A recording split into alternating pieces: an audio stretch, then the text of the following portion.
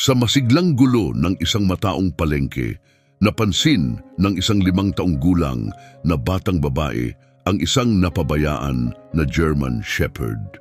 Ang aso ay mukhang malungkot at walang nagmamahal sa kanya, kaya't hindi na iwasan ng bata na tanungin ang kanyang ina, "Mama, pwede ba natin siyang iligtas?" Ang mga sumunod na pangyayari ay tunay na kahanga-hanga.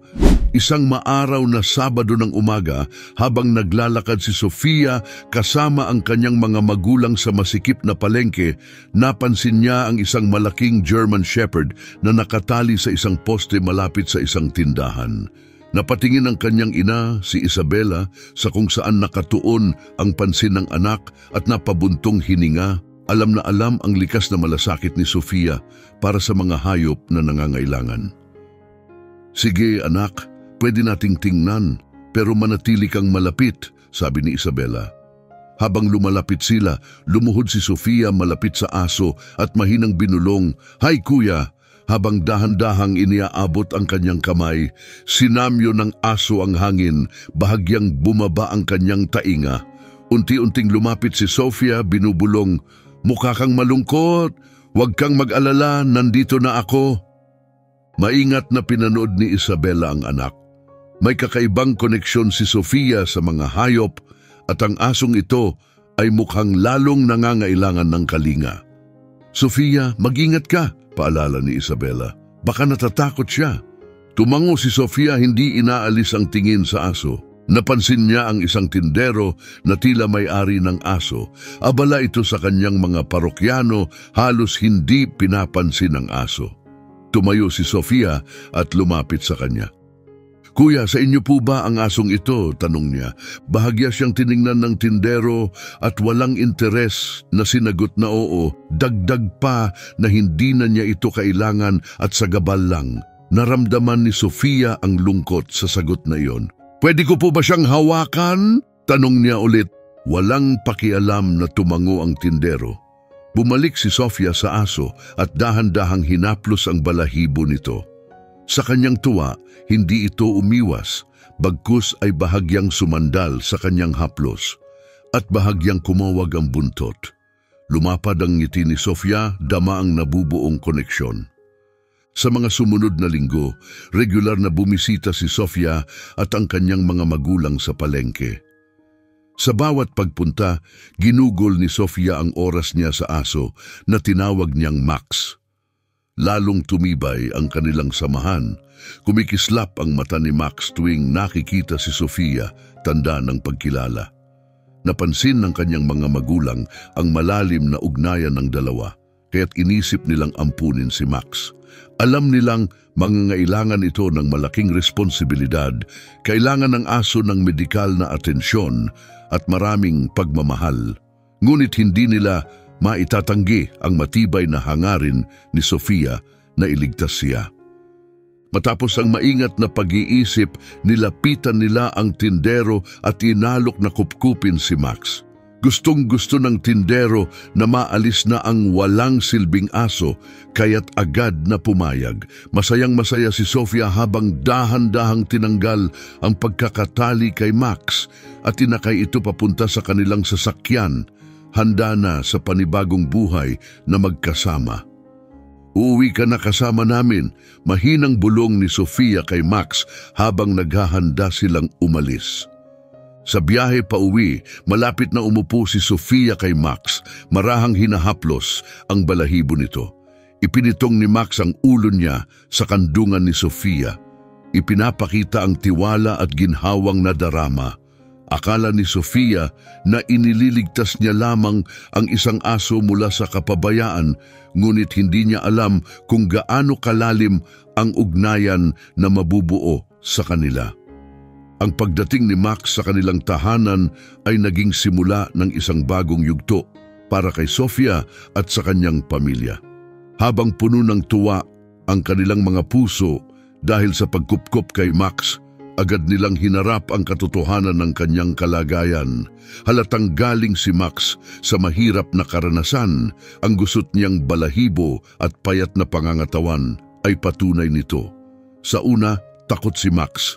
Nanginginig siya kapag may biglang kilos o malalakas na tunog at umaatras kapag nilalapitan ng mga nakatatanda. Gumugol si Sofia ng halos lahat ng oras niya kasama si Max. Umuupo siya sa tabi nito, nagbabasa ng mga libro o ikinukuwento ang kanyang araw. Ang maliit niyang pangangatawan at banayad na kilos ay tila nagbibigay ng kapanatagan kay Max.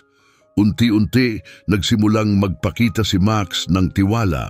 Sumasandal siya sa haplos ni Sofia at nagsisimulang sundan siya sa bahay. Subalit, hindi pa rin tuluyang maayos ang kanyang kilos, kaya humingi ang pamilya ng tulong mula sa isang eksperto. Nakipag-ugnayan sila kay Dr. Louis Taylor, isang lokal na dalubhasa sa pag-uugali ng mga hayop, nakilala sa pagtulong sa mga traumatisadong aso. Bumisita si Dr. Taylor sa kanilang bahay upang obserbahan si Max at pag-aralan ang kanyang kilos. Marami nang pinagdaanan ng asong ito, puna ni Dr. Taylor habang maingat na inoobserbahan si Max. Ang pabago-bago niyang kilos ay refleksyon ng trauma na dinanas niya. Kailangan niya ngayon ng katatagan, pasensya at tuloy-tuloy na pagsasanay para maibalik ang kanyang tiwala sa sarili. Nagbigay si Dr. Taylor ng plano para sa pagsasanay na nakatuon sa positibong pagganyak at unti-unting pagpapakilala kay Max sa mga bagong karanasan. Mabagal ang proseso at nangangailangan ng malaking pasensya. May mga araw na makikita ang progreso, natututo si Max sa mga utos at minsan pa'y nakikipaglaro ng habulan kay Sofia. Ngunit may mga araw rin ng pagsubok, naggagalit o kumakagat si Max kapag nakakaramdam ng panganib, bagamat hindi kailanman sa direksyon ni Sofia. Isang maaraw na hapon sa bakuran, lumapit si Max kay Sofia na may dalang bola sa bibig, umiikot-ikot ang buntot sa saya. Unang beses itong nangyari at labis ang tuwa ni Sofia. Inihagis niya ang bola at sinundan ito ni Max, masiglang tumatahol. Pinanood ni na Isabella at John mula sa terasa, puno ng pag-asa ang kanilang mga puso. Bagamat mahaba ang landas patungo sa ganap na paggaling, ang dedikasyon ng pamilya ay nagsimulang magbunga. Sa paglipas ng mga buwan, dahan-dahang bumuti ang ugali ni Max. Ang walang pagod na pasensya at pagmamahal ni Sofia ang unti-unting naghilom sa mga sugat ng kanyang damdamin. Isang maaraw na hapon, masayang naglalaro si Sofia sa bakuran. Ang kanyang halakhak ay masiglang umaalingaw-ngaw. Abala si Max sa paghabol ng bola. Ang buntot niya ay masiglang pumapagaspas, sumasalamin sa bagong saya na natagpuan niya. Mula sa terasa, ninamnam ni na Isabella at John ang tanawin habang umiinom ng malamig na iced tea, pinahahalagahan ang progreso ng kanilang minamahal na aso. Biglang nasira ang katahimikan nang may malakas na ingay. Isang pusa ng kapitbahay ang nagtatakbo sa bakuran matapos magulat sa pagputok ng tambutso ng isang sasakyan. Agad na hinabol ito ni Max, dala ng kanyang likas na ugali. Sinubukan ni Sofia na pigilan si Max, kaya tumakbo siya kasunod nito.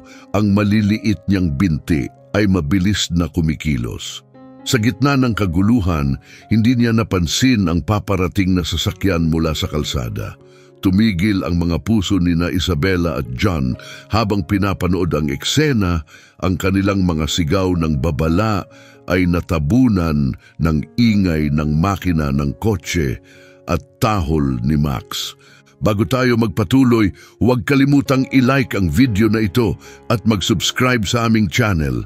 Napakahalaga ng inyong suporta para sa amin. Maraming salamat. Balik tayo sa kwento. Dumating ang sandaling tumindi ang protektibong ugali ni Max. Napagtanto niya ang panganib at sa sobrang bilis, agad siyang bumalik kay Sofia. Sa isang bayanit matapang na hakbang, itinulak niya si Sofia palayo mula sa daraanan ng sasakyan. Umiskerda ang kotse, huminto ng biglaan at nanlaki ang mga mata ng driver sa gulat. Agad na tumakbo sina Isabela at John kay Sofia, natagpuan siyang tuliro ngunit ligtas, habang si Max ay nakatayo sa harapan niya, pinoprotektahan siya. Dahan-dahang dinilaan ni Max ang mukha ni Sofia, tila sinisiguro na wala siyang anumang pinsala. Mula sa sandaling iyon, si Max ay hindi na lamang isang asong sinagip. Siya ay naging mahalagang tagapagbantay ng pamilya. Ang kanyang kabayanihan ay lubos na nagbago sa pananaw ni na Isabela at John sa kanya. Hindi lamang siya nakaligtas sa hirap ng kanyang nakaraan, kundi isa ring tapat na tagapagtanggol ng kanilang pamilya. Isang araw habang naglalakad, biglang huminto si Max at nag-umpisang umungol, alerto at tila nag-aabang. Napatingala si Sofia at nakita ang isang lalaking papalapit, ang parehong tindero sa palengke na dating nagpabaya kay Max. Napansin ng lalaki ang aso at nakilala ito. "So, dito ka pala napunta," wika niya, nang may malamig at mapanuyang tono. Hinigpitan ni Sofia ang hawak sa leash ni Max habang naramdaman niyang tumigas ang katawan nito. Manatili siyang kalmado kahit bumibilis ang tibok ng kanyang puso. "Si Max ay aso ko na ngayon," sabi niya ng may matatag ngunit mahinang boses, "at hindi mo na siya mababawi." Ngumisi ang lalaki, puno ng pangungutya ang kanyang tinig. "Sa akin siya dati," sagot niya. "Wala kang karapatang kunin siya." Ngunit hindi natinag si Sofia. Matibay ang kanyang boses habang tinitigan niya ang lalaki. "Hindi mo siya inalagaan," sagot niya. "Mas karapat dapat siya sa higit pa roon." Nang lumapit ng may pagbabanta ang lalaki, lalong tumindi ang ungol ni Max at pumuwesto siya sa harapan ni Sofia, handang protektahan siya. Nagbanta ang lalaki na tatawag ng awtoridad. Inaakusahan si Sofia ng pagnanakaw kay Max. Bagamat nakaramdam ng kaba si Sofia, alam niyang walang basehan ang mga sinasabi ng lalaki. "Sige, subukan mo," matapang na tugon ni Sofia. "Mayroon kaming ebidensya kung paano mo siya tinrato. Hinding-hindi mo siya mababawi." Sa huling masamang tingin, tumalikod ang lalaki at umalis na nagbubulong-bulong sa sarili. Huminga ng malalim si Sofia kahit nanginginig at lumuhod upang yakapin si Max. "Ayos lang," malumanay niyang sinabi, hinahaplos siya ng mahigpit. "Hindi ka na niya masasaktan ulit." Ang nakakabahalang pagtatagpo sa dating may-ari ay nagdulot ng malaking epekto kay Sofia, ngunit lalo nitong pinatatag ang kanyang determinasyon na protektahan si Max. Kinausap niya ang kanyang mga magulang tungkol sa nangyari at tiniyak nila ang kanilang buong suporta upang panatilihing ligtas at masaya si Max. Isang maaraw na Sabado, nagtipon ang lokal na komunidad para sa isang pet fair at dog show. Isang perpektong pagkakataon para ipagdiwang ng pamilya ni Sofia ang pagbabagong anyo ni Max at mag-enjoy sa isang pampamilyang lakad. Ang fair ay puno ng buhay, mga booth na naglalaman ng supplies para sa alaga, masasarap na treats at impormasyon tungkol sa kapakanan ng mga hayop. Ang halakhak at masiglang tahol ng iba't ibang aso ay umaalingaw-ngaw, bumubuo ng masiglang kapaligiran. Punong-puno ng pananabik para sa kaganapan, sabik si Sofia na makita kung paano haharapin ni Max ang bagong kapaligiran. Habang naglalakad sila sa paligid ng fair, napansin nila ang isang booth na nagpapakita ng tracking at agility. Nagniningning ang mga mata ni Sofia sa tuwa. "Pwede ba nating subukan ito, Mama?" tanong niya, puno ng pag-asa habang tumingala sa kanyang ina. Ngumiti si Isabela nang may pagmamahal at tumango. Lumapit sila sa booth kung saan sinalubong sila ng isang masiglang instructor na interesado ring malaman kung may mga natatagong kakayahan si Max. Itinuro ng instructor ang isang agility course na may mga tunnels, hurdles at weaving poles. Subukan natin ang ilang simpleng agility drills para makita natin kung paano magpapakita si Max, mungkahi niya.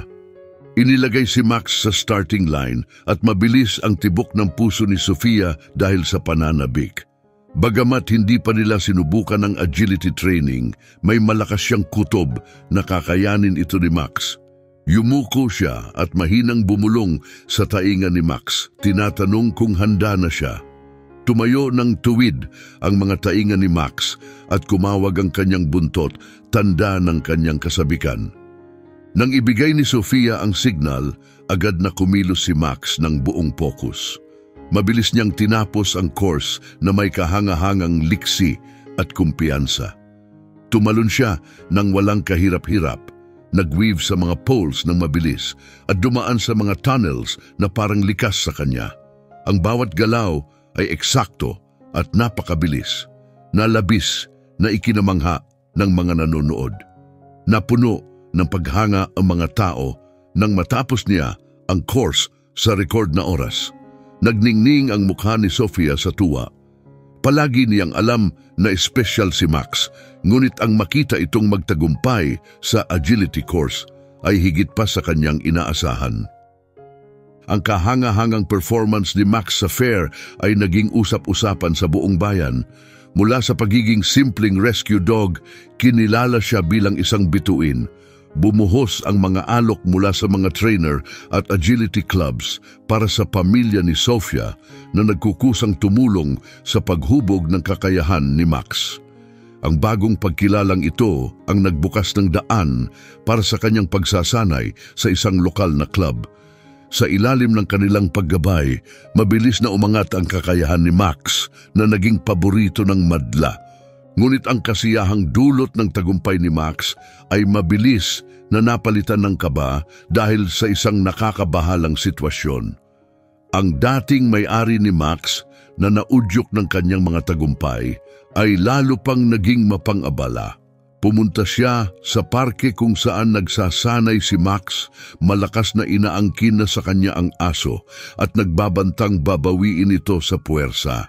Nabahala ang pamilya ni Sofia para sa kanilang kaligtasan at para sa kinabukasan ni Max, kaya't napagpasyahan nilang gumawa ng matibay na hakbang upang legal na tiyakin na si Max ay mananatiling bahagi ng kanilang pamilya. Humingi sila ng tulong kay Miss Patterson, isang abogadong dalubhasa sa mga karapatan ng hayop na maingat na nakinig sa kanilang kwento sa unang pulong.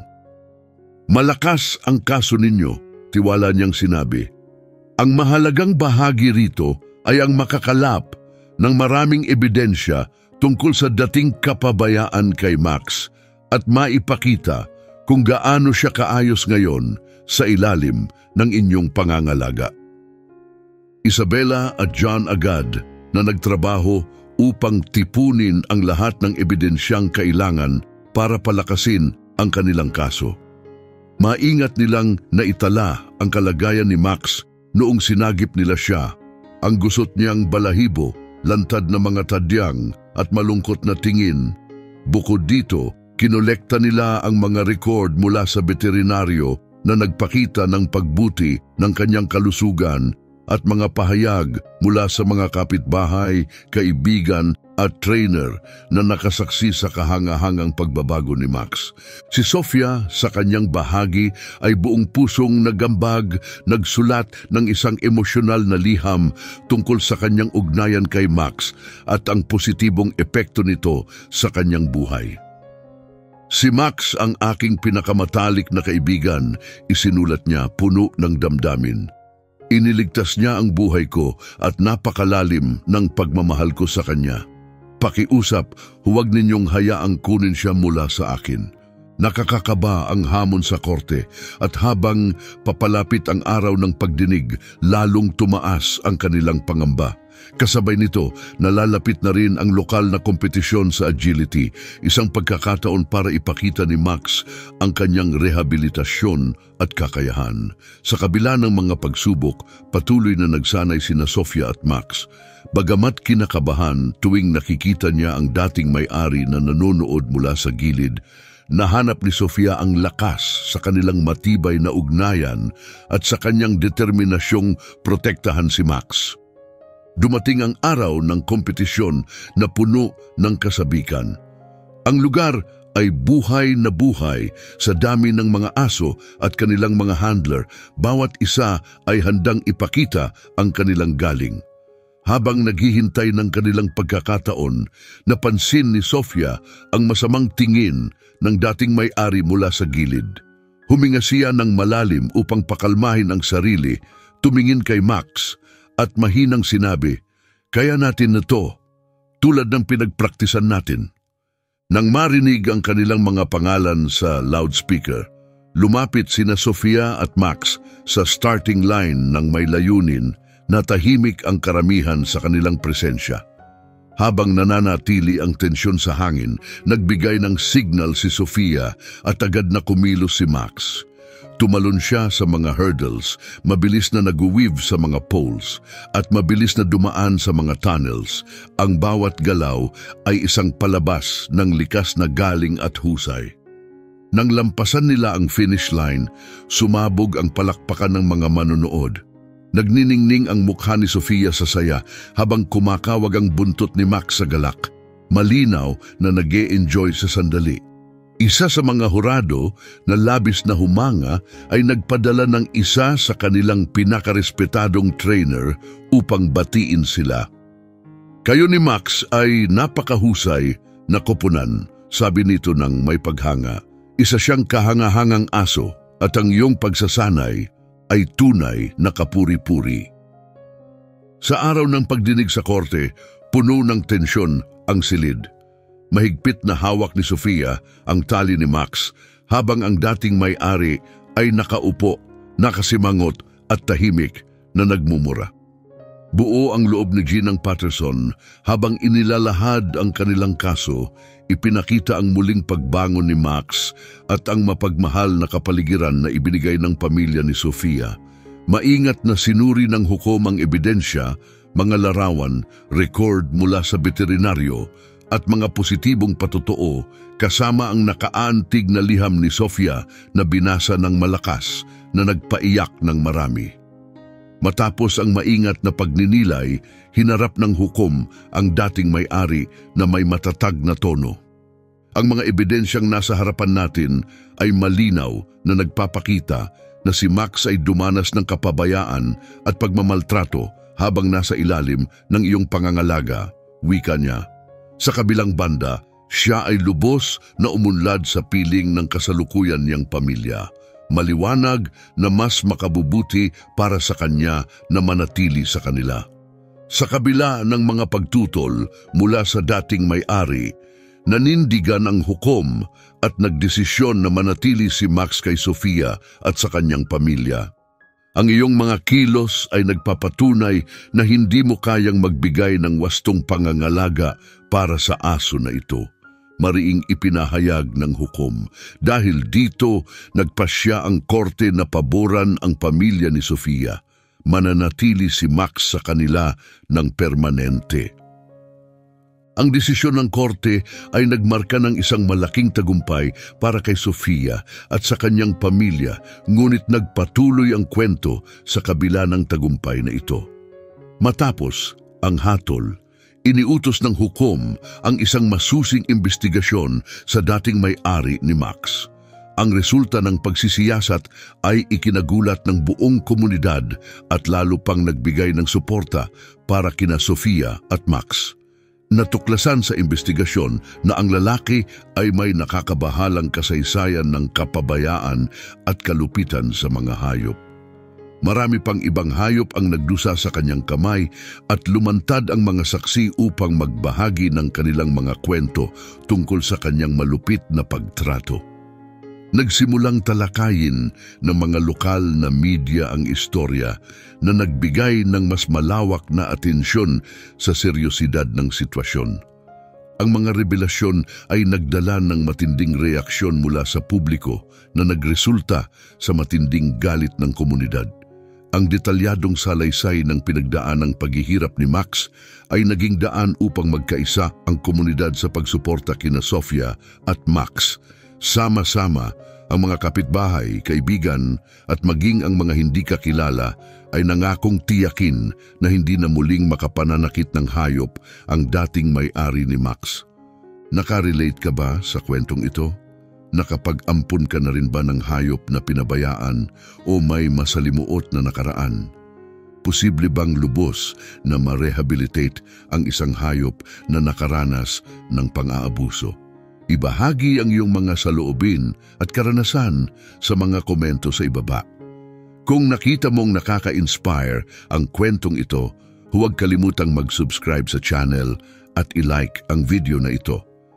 Ang paglalakbay ni Sofia at Max ay isang taos-pusong paalala na posible ang kasiyahan at paggaling kasama ang ating mga alaga anuman ang kanilang pinagdaanang trahedya. Salamat sa panonood. Kita-kita tayo sa susunod na video. Magandang araw sa lahat.